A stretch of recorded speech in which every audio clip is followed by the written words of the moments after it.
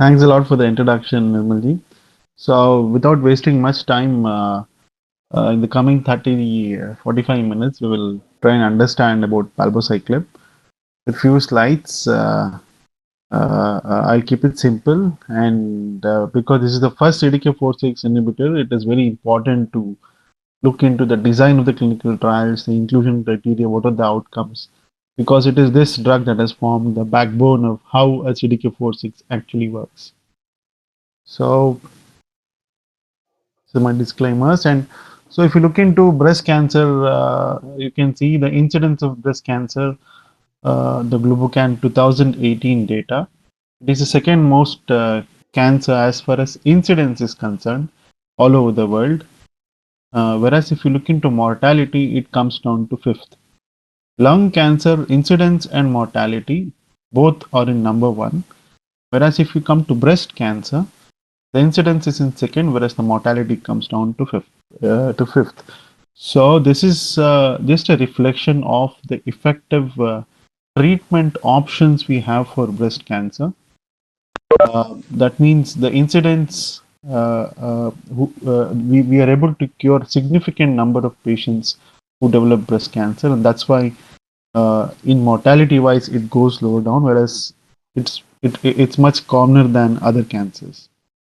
So we look into what is the magnitude of breast cancer in India, you can see it is one of the most common cancers as per the 2018 data, 14%, and then second comes the lip and oral cavity. If you look into males, lip and oral cavity forms the big chunk, which you are seeing in the lower row, the left pie chart. So in males, it is mainly lip and oral cavity, whereas in females, it is a big pink chunk. Nearly 30% of them is due to breast cancer, and then comes cervical cancer and ovarian cancer in females. So it is one of the most common cancers all over, and in females, it is nearly 30%. So that is the magnitude of breast cancer we have in India. So if you look into breast cancer, even though we're able to cure nearly 70 to 80% of patients presenting with localized breast cancer. So in spite of doing that, nearly 30% of them with localized breast cancer do develop metastasis during their follow-up, and nearly 10% of them present with upfront metastatic disease. So if you look into the metastatic breast cancer, so nearly 60% of them are hormone receptor positive and HER2 negative. We classically label them as the luminal A and luminal B variety. And then we have the 50 so 60% nearly is hormone receptor positive, and the rest 15% is both hormone and HER2 positive, and the rest 15% is triple negative, and the least is hormone receptor negative and HER2 positive. So 60% is basically hormone receptor positive and HER2 negative, and another 20%, 25% is HER2 positive, and another 15% is triple negative. So hormone receptor positive, which includes both luminal A and B, is the most common variety of breast cancer. So this is so not all breast cancers are the same. Behavior wise, they behave in a different way. You can see we have some breast cancers which are very fast multiplying, and we have some breast cancers which are not fast. So there is both virulent and indolent behavior. Look into virulent means they rapidly spread to viscera. They have a short disease-free interval. They have extensive visceral involvement, and they are resistant to endocrine therapy. Indolent is where they sort of slowly proliferating. They are confined to bone-only mets, and they are sensitive to hormonal therapy. So the classical luminal A is basically indolent, which happens in postmenopausal women, bone-only mets, long DFI. Whereas virulent is hormone receptor resistant or weak hormone positive. They have extensive visceral involvement, short DFI. So these are the two types of clinical varieties of breast cancer we see in practice. So the moment we say of breast cancer, hormone receptor positive is the most common, nearly 60%. And the moment we have hormone receptor positivity, we have got a target to target, and we can offer what is known as chemotherapy-free options, that is hormonal manipulation.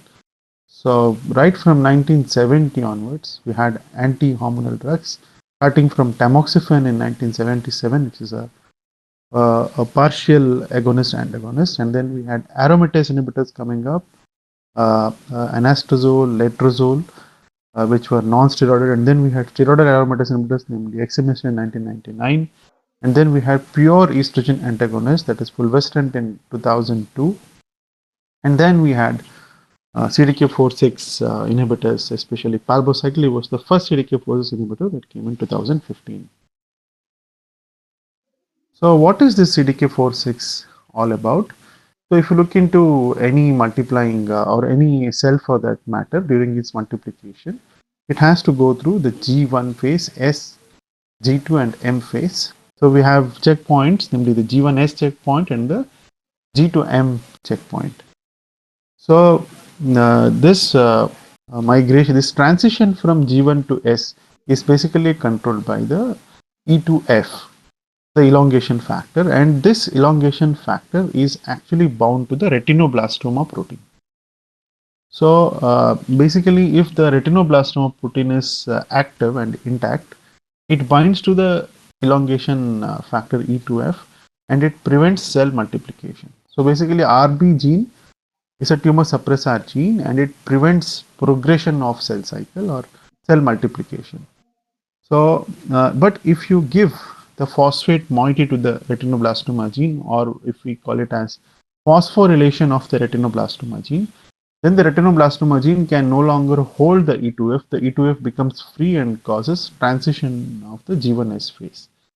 So it is basically the retinoblastoma gene which is most important over here. Either it can hold the E2F or it can have the phosphate moiety. So if it has no phosphate moiety with that, then it binds to E2F and prevents cell cycle progression. Whereas if you phosphorylate the retinoblastoma gene, then the E2F becomes free and causes cell multiplication. So if you want to prevent cell multiplication, you must prevent phosphorylation of the RB protein. How do you do that? So basically it is the cyclin D and the CDK4/6 enzymes, or the proteins, are the ones which are required to phosphorylate. So if you can inhibit this CDK4/6, that means the RB protein will not get the phosphate and the E2F is bound and the cell won't progress. So this is the set of drugs where if you can inhibit the CDK4/6, then the retinoblastoma is not phosphorylated and then the E2F is bound, the cell won't proliferate. So in a cancer cell, what basically happens is the CDK4/6 pathway is very active. It causes continuous phosphorylation of RB and causes continuous cell proliferation. So that is the reason why in a cancer cell, because of inherent activation, or it's one of the resistant mechanisms how endocrine resistance develops. Basically the inherent activation of cyclin D, which causes phosphorylation of retinoblastoma protein, which causes progression of cell cycle. So if you can inhibit the CDK4/6 activity by CDK4/6 blockers, it directly prevents cell multiplication. So if you can, if you have a triple negative breast cancer where there is no it is ER, PR, HER2, all are negative. In them, they are basically deficient in retinoblastoma protein inherently. There, the CDK4/6 won't work. So one of the resistant mechanisms of CDK4/6 is the absence of RB protein. So basically, that is the reason why CDK4/6 works only in the hormone receptor positive subset and not in the negative subset, because of absence of RB protein. So this is about phosphorylation, retinoblastoma, E2F and cell multiplication, G1S transition. So coming on to the palbociclib, it is a CDK4/6 inhibitor. So if you look into CDK4 and CDK6, cyclin dependent kinases. So Basically, CDK4 inhibition is more important when compared to CDK6 inhibition. CDK4 is mainly confined to the breast cancer cells. CDK6 is mainly in the hematopoietic cells. So, if you inhibit both CDK4 and CDK6, you are inhibiting the breast cancer cell proliferation. Also, you are inhibiting some amount of hematopoietic cell multiplication. So, it is so the ratio of inhibition of CDK4 and CDK6 is quite important. So if you have both equal, if both CDK4/6 are equally inhibited, then you will have a greater amount of cytopenias or bone marrow suppression. If you have more CDK4 inhibition when compared to CDK6, then the amount of cytopenias come down. So this is one of the advantages of the other CDK4/6 inhibitors, especially abemaciclib.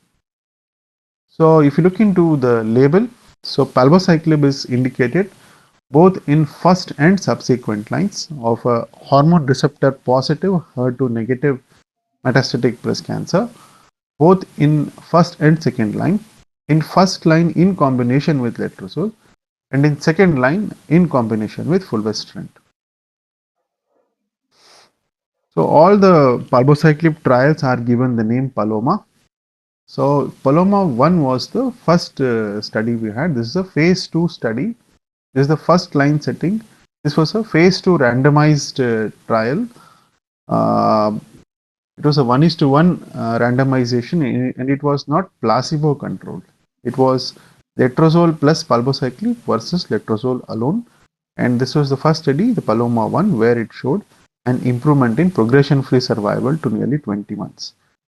So the whole thought process is, in a metastatic breast cancer, hormone receptor positive, if I am giving only aromatase inhibitor, I will have a progression-free interval of nearly 1 year or less than that. If I am adding a CDK4/6 inhibitor, I am doubling the progression-free survival. You can see 10 months becomes 20 months. So roughly, the endocrine action or the progression-free survival is doubled upon addition of palbociclib in this particular study. So this led to a bigger phase 3 placebo-controlled randomized control study, the famous Paloma 2. Again, the same inclusion criteria. They had hormone receptor positive, HER2 negative.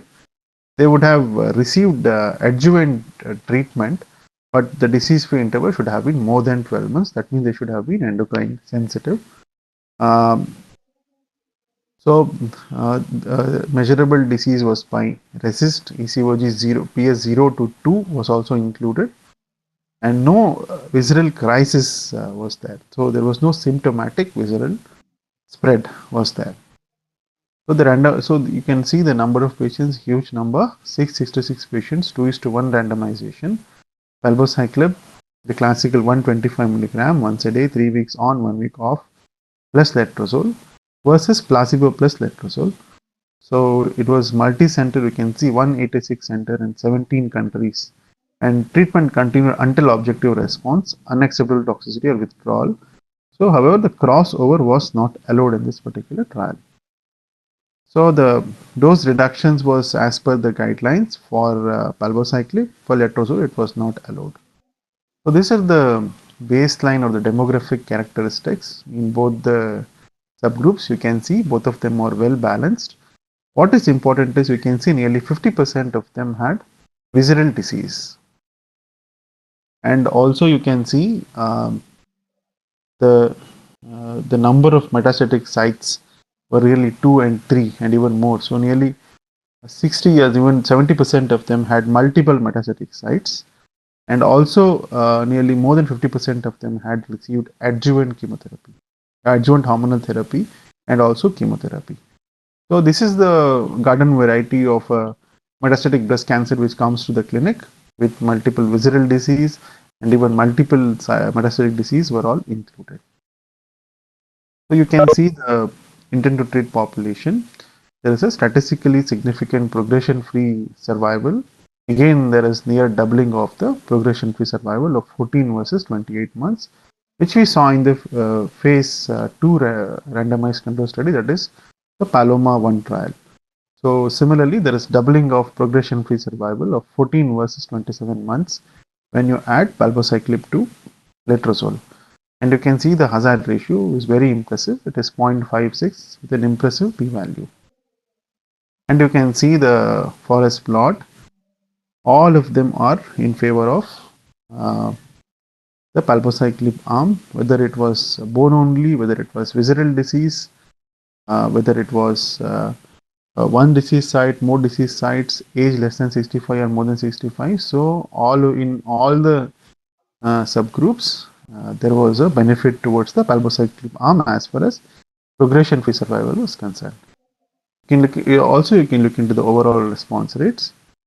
So 42, 34, 42, 34, and clinical benefit rate is nearly 85% versus 70%. And with measurable disease, also it is quite significant. So there is a statistically significant overall response rate.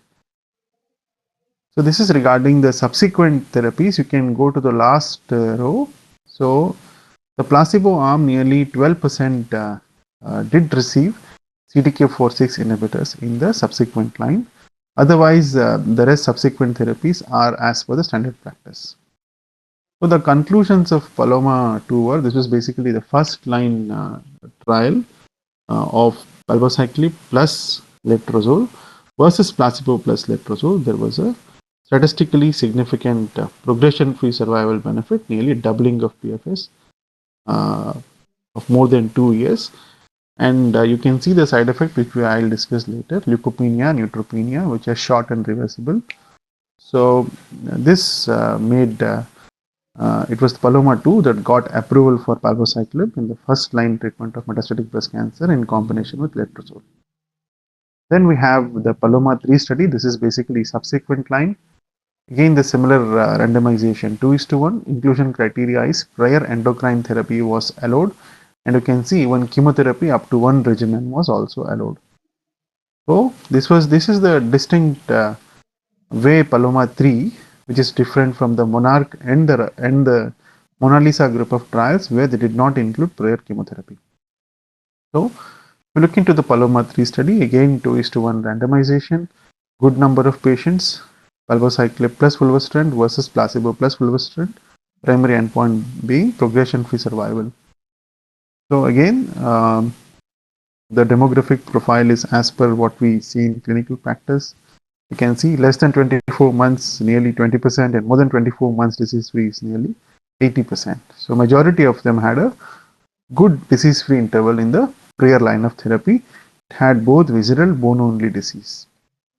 And you can see the prior lines of therapy, nearly you can see 24% had no prior line, and then you can see 38% had one prior line, and 25% had two, and more than or equal to 3 nearly. So this did include a difficult to treat population, and they were sort of heavily pre-treated when compared to the Mona Lisa or the Monarch trials. And here also you can see there is more than doubling, nearly you can see 4.6 versus 11.2, which is statistically significant progression-free survival. Again, the forest plot showing similar benefit among all the subgroups, and a statistically significant and impressive overall response rates, and the clinical benefit rate nearly 67%. So Paloma 3 concluded that in the subsequent line, where there was progression on first line endocrine therapy, or even if there was chemotherapy, there was a statistically significant progression-free survival benefit. So this led to the approval of palbociclib in the subsequent line in combination with fulvestrant. So this is the PFS by age in Paloma 1 and 2. So irrespective of whatever age, there was a statistically significant benefit. And again, menopausal status. So there were premenopausal or perimenopausal patients which were included in the Paloma 3 study. So even in this subgroup, you will see a statistically significant progression-free survival benefit. So the menopausal status does not influence its outcomes. So if you look into the patient-reported outcomes, yes, there was no worsening of patient-reported outcomes. So that is the reason why these metastatic breast cancer patients can be there on a long time. So we will be exposing these patients to nearly 2.5 years, in more than that.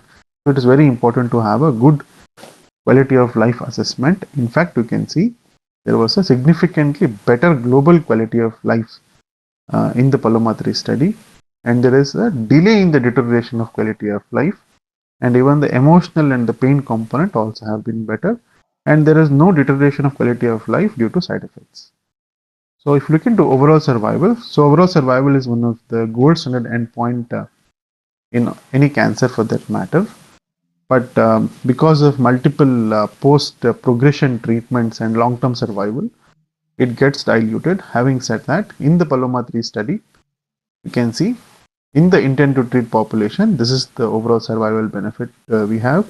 Whereas most importantly, so uh, most importantly, you can see the endocrine sensitive subgroup. There was an excellent overall survival benefit with a hazard ratio of 0.72 with a p-value of 0.008. And you can see the overall survival was 39.7 months versus 29 months. So there was a 10 months absolute improvement in overall survival in the endocrine sensitive subgroup, whereas in the endocrine resistant subgroup, it was not shown. So it is possible that these patients were heavily pre-treated. This was difficult to treat population, and this may be the reason why these patients have not shown an overall survival benefit. So in conclusion, so the Paloma 3 has overall survival data, and there's an absolute 10-month improvement in overall survival in the endocrine sensitive subgroup. So we have a drug which has shown overall survival benefit in the metastatic breast cancer. So this is the safety data. So as I was saying, it is basically the CDK4 and the CDK6 inhibition. CDK4 inhibition is mainly in the breast, whereas CDK6 is mainly in the hematopoietic cell lines, and that's the reason why you are seeing neutropenia of all grades is nearly 80%. Whereas if you look into the grade 3 and grade 4, it is lesser, but it does not translate to febrile neutropenia because the duration of neutropenia is very brief, and having grade 3, grade 4 is far less than than all grades. So similar data. So how do we manage? So this is the reason why neutropenia happens, because of CDK6 inhibition, the multiplying hematopoietic cell precursors. We look into chemotherapy. So in chemotherapy and also in CDK4/6, there is hematopoietic cell multiplication being arrested. With CDK4/6, the recovery is rapid within a week. Therefore, if you look into chemotherapy, we have 3 weeks gap between the two cycles. Whereas if you look into CDK4/6 inhibitors, we have only 1 week gap. So this 1 week gap is enough because of rapid recovery in comparison to the chemotherapy, where the recovery is much more prolonged and it may take nearly 3 weeks. Palbociclib induced neutropenia, there is cell cycle arrest but no death of proliferating neutrophil precursors. Whereas in chemotherapy induced neutropenia, there is DNA damage and apoptosis of proliferating neutrophil precursors. So there is only sort of a static activity as far as CDK4/6 inhibitor is concerned, whereas chemotherapy causes lysis and death of neutrophil precursors. So this is the frequency of, you can see the black one is basically all grades, and the grade 1 and grade 2 are higher, and the red line is so low, that means the grade 4 or neutropenia is significantly less when compared to grade 1, 2. Hence it is manageable. So this is an important study which showed that, so if you have a grade 3 neutropenia, which is prolonged or repeated grade 3 or a grade 4 neutropenia, we have to come down to one dose low. So from 125 we come to 100, and again if we have, we come down to 75. So even on dose reduction, as per the guidelines, there is no difference in efficacy. So whether you do one dose reduction or two dose reduction, depending on the neutropenia, so there is no effect on the efficacy or the progression-free survival. So that is what this data says. Again, here you can see in the Paloma 3. So whether more than or equal to one dose reduction due to neutropenia, the PFS was 9.5 months. So there was no difference in efficacy in spite of dose reduction as per guidelines. So how do we monitor counts when the patient is on palbociclib? For the cycle 1 and cycle 2, we do day 1 and day 15 CBC. Supposing if for the first two cycles, the first 6 cycles, if we did not have any cytopenia beyond grade 2, then we monitor every 3 monthly. So whatever cytopenia happens is basically in the first and second cycle. And once we titrate the dose, and once the patient is tolerating well, after 6 cycles, we can monitor once in 3 monthly. So that is the ease with which we can monitor the counts. So you can see here. So how do we dose reduce? If there is grade 3 neutropenia means 500 to 1000, and grade 4 is less than 500. So if there is grade 3 neutropenia on the day 1 of a cycle, then we have to withhold palbociclib for a week and then repeat a CBC after a week. If it has come down to less than or equal to grade 2, that is, if it has become more than 1000 or equal to 1000, then we can restart it at the same level. So then if there is a repeated, again day 15 of first 2 cycles, again if there is repeated neutropenia, then only we have to repeated grade 3 neutropenia, then we have to come down to 1 dose low. Whereas if you have a grade 3 neutropenia with fever, then we have to withhold palbociclib until recovery and resume at a lower dose. So this is the guidelines we have, and if you look into QT interval prolongation, in contrast to ribociclib, there is hardly any QT interval prolongation, and even the same thing is shown in the slide. So the question of QT interval prolongation is not a matter of concern as far as palbociclib is concerned, in contrast to ribociclib. So this is the real world data we have. You can see more than 280 cancer clinics, 800 sites, and 2.2 million active patients. So quite a big number you can see. Again, the baseline demographic characteristics was these were the real world data, and you can see the improvement in progression-free survival and overall survival, which is in par with the clinical trial data in combination with letrozole. You can see the PFS 19.7 months versus 11.9, and the overall survival being not reached in this particular study.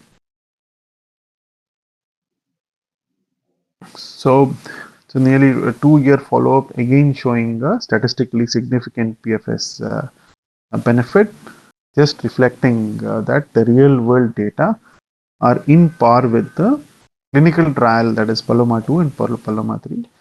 So this was the first CDK4/6 we have, and that's the reason why we are able to generate real world data, and we can be reassured that the clinical trial data are reflected in the real world data also. So then we have the IRIS study, another real world study in the hormone receptor positive patients. Here also you can see the number of dose reductions that we see, first level reduction, then second level reduction. Again, this is in par with the clinical trial data, and you can see the response rates. So these are also in par with the real world data. So this was another study where they had expanded access program. So here nearly 65% experience grade 3-4 of all causes. So again, even in this study also, the study met its primary objective of providing access to palbociclib for postmenopausal patients who are deemed appropriate for letrozole therapy. The combination of palbociclib plus letrozole was well tolerated and manageable by protocol-specified temporary treatment discontinuation, and the dose reduction were in par with the clinical trial data. So treatment satisfaction is another one. Again, each domain was scored from 0 to 100, with highest scores associated with the best outcome in each domain. Again, you can see 92% reported that the side effect as expected or better than expected. Most patients across all countries felt their treatment would help them return to their normal life. Nearly 96% of them felt that the medication's benefit had met or exceeded their expectations. So this is very important, where we take the patient's perspective of what they find. So has palbociclib changed the treatment paradigm? So definitely, prior to 2015, there was no drug that improved overall survival. You can see the Bolero 2 also failed to show improvement in overall survival. This is the first time, this is the first CDK4/6 that improved overall survival in combination with fulvestrant in the Paloma-3 in the endocrine sensitive subgroup. So to get an overall survival benefit, that too in a metastatic breast cancer, where there are multiple post progression treatments, is really reassuring. So with this, I would conclude that palbociclib is the first CDK4/6 inhibitor we have, and this is there with us from 2015. And this is CDK4/6 which has the longest duration of follow-up, and you can see the real-world data, nearly 3 years, or even we have data from Calcutta also, where the data are reflecting the clinical trial results, and we have the quality of life and the patient reported outcome data, and also the patient satisfaction data, and we have clear-cut guidelines of how to monitor the neutropenia and other side effects. So I think so with all these guidelines with real-world data, so this is one of the CDK4/6 inhibitor of choice where we can add life to patients with intact quality of life. So with this, I would conclude and hand over to Nirmal.